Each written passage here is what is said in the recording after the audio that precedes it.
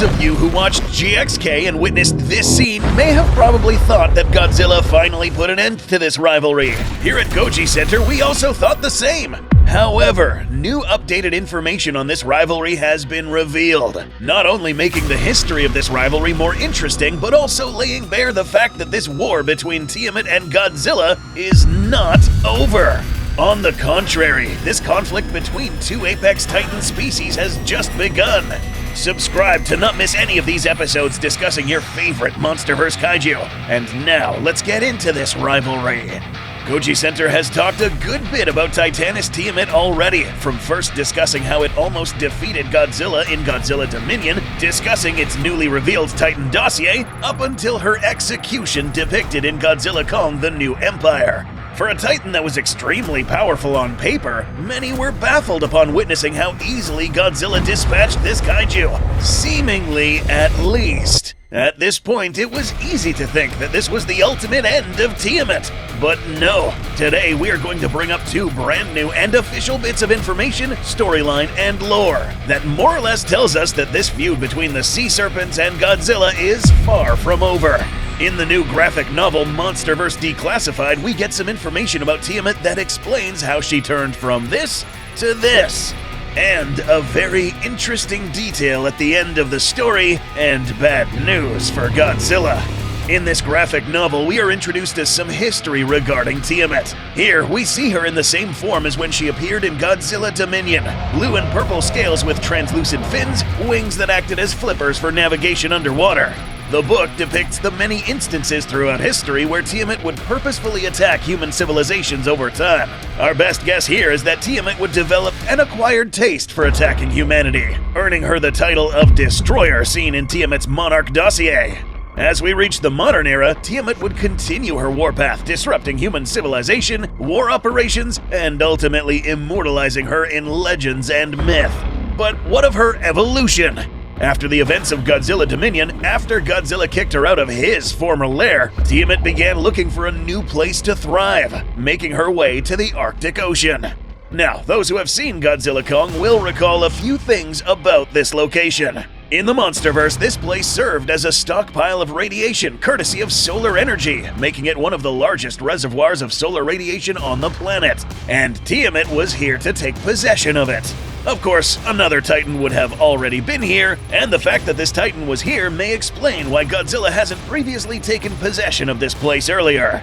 In this graphic novel, we find Tiamat entering this icy cave when all of a sudden another Titan taking the form of an echinoderm quickly grabs Tiamat and starts a battle that would end badly for the defeated Titan.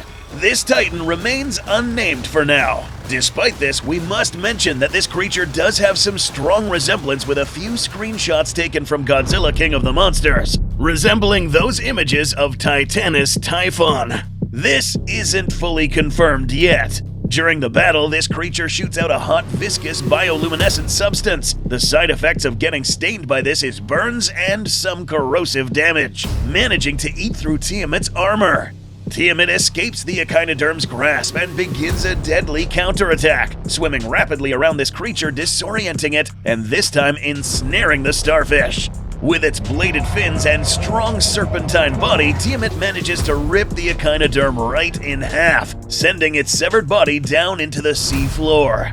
This victory established Tiamat as the proprietor of this energy source, and here we see that she wasted no time and surrendered herself to the effects of this energy source. Similar to how Godzilla allowed himself to be engulfed by layers of ice and bioradiation phenomena, Tiamat cocooned herself in her new lair and would over time evolve into a different form, evolving into a Titan with many more bladed fins, 4 appendages, and a magenta bioluminescent glow reminiscent of the energy stored here, and capable of inheriting some defensive traits of the Titan that used to thrive in this location.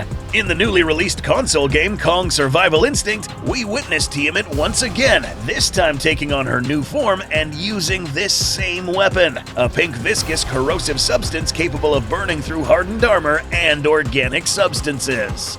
So, what does this evolution have anything to do with the continued rivalry between Tiamat and Godzilla?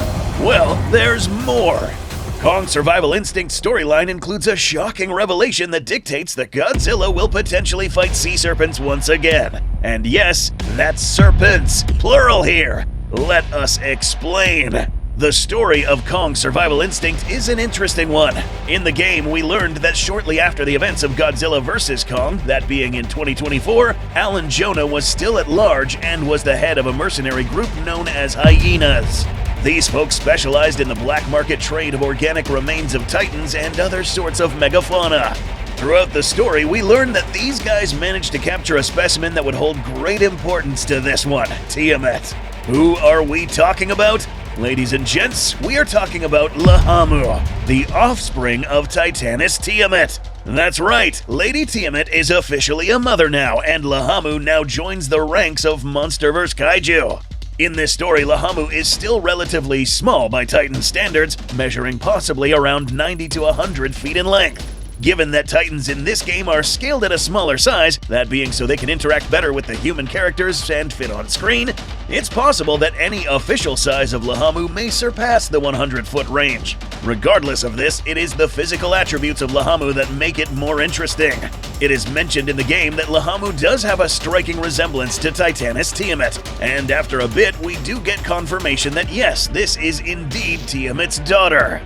Additionally, according to the mythological origins of Laamu, the Mesopotamian goddess Tiamat was said to have two offspring, one being Laamu the son and Laamu the daughter. In this game, Laamu, although being Tiamat's daughter, does differ in some way or form. If we look closely at both of these specimens, Laamu differs in that she is not the same coloration as her mother at this point in time, with silver scales in body color and different colored fins. Her tongue, unlike her parents, splay out like petals, and this one only has one pair of appendages, unlike her mother who has four. Now, there is probably some explanation as to why she looks different. If we take into account Tiamat in her previous form before she evolved, we see a resemblance to both of these, that being its coloration and types of fins. Meaning that whenever Tiamat gave birth to Laamu, the offspring may have adopted physical characteristics of both Tiamat's evolved and previous form. But this is just the beginning. This one, however, mutated enough to take in other additional properties. It is mentioned in-game in Laamu's creature profile that this one has advanced camouflage capabilities, allowing her to be borderline invisible. But some of you may be thinking, how is a juvenile Laamu going to threaten Godzilla? Surely even an invisible sea serpent would still be detected by an overly sensitive alpha titan with alternative ways to detect other kaiju. And plus, Tiamat is 100% confirmed to be dead after Godzilla turned her into sliced sashimi in the Arctic. Well, about that. Going back to Monsterverse Declassified, there's still a part of the story we have to tell you guys about. The beginning of the chapter that depicts Tiamat actually begins with a monarch scientist that arrives on the site where Tiamat had just been executed. She takes a sample of this Titan's remains, and after another time jump in the book, we are taken to a post-GXK scene in an underground Hollow Earth facility underneath the energy stockpile, where another shocking revelation is introduced. In an analysis lab, the sample taken by the monarch scientist is revealed to have a 0% rate of decay. What is this? Let's find out.